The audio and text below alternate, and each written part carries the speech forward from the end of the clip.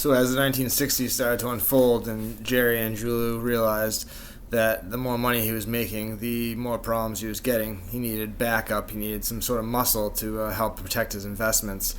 He wasn't a made man in the mafia, he wasn't under the protection of Raymond Patriarca, and there was local hoods like Larry Bayonne who were muscling up on him and trying to take his money.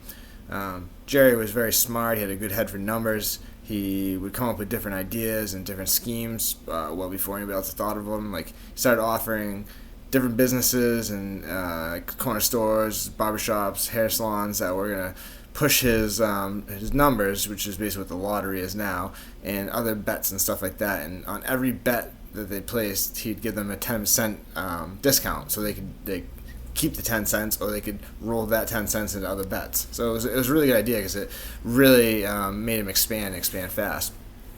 But he couldn't keep a hold of the money, and he just kept getting into problems, and it was like he knew this was the life that was for him and that he was best built for. So he decided one day to get his money together. He put $50,000 in a suitcase, and he traveled to Providence, Rhode Island to see Raymond Patriarca, who is the head of the New England crime family and had been for a while. So basically they struck out a deal where Anguilo gave him the $50,000 as tribute, and he promised him $100,000 every year for the rights to operate Boston. So Raymond was a stone cold killer and a gangster, but he was also a pragmatic businessman, and he decided that this guy's got brains. I need more guys with brains out there. There's a lot of tough guys, but this guy's a moneymaker and he's got brains. So he anointed him underboss, which was strange because you usually takes a long time to become underboss, and he didn't really put any work in for the family or anything like that. So there's a lot of hard feelings, but to try to smooth that over, he made Larry Bayonne Jerry's consigliere.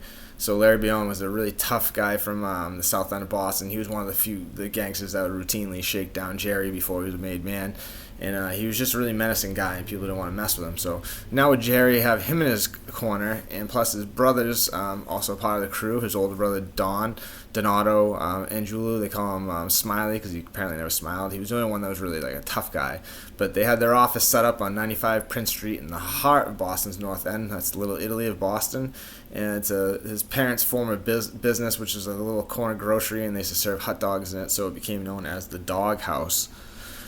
So basically, Anguilo bought his way into the mafia, and it was very successful throughout the 60s, 70s, and 80s. They made tons and tons and tons of money, and he made Patriarca a lot of money, and it just was one of the most well-run, smoothly operating mafia organized crime groups in the whole country. They didn't really have a whole lot of trouble until the 80s, until the FBI really started digging their heels in, and even then it was really kind of corrupt in the way they were going about it and just targeting certain people. But anyways, a lot of people don't talk about the mafia in Massachusetts or Boston because it's they're kind of under the radar, but they were definitely there. They controlled everything, and this whole 1960s gang war was really cutting into their business and into the money that they were making. So they were trying to get to stop, and they knew that they had to side with somebody, and that certain people had to go. But anyways, I just wanted to give a little outlay of Jerry Anguilo and how he became the underboss of the Boston crime family and reigned for over 20 years, until he got arrested in 1985. But he was a really short guy, loudmouth, but Patriarca had his back, so there's nothing anybody could do. Guy was a genius though, and a real moneymaker, so you gotta give him that. I don't know, the New England Mafia certainly isn't.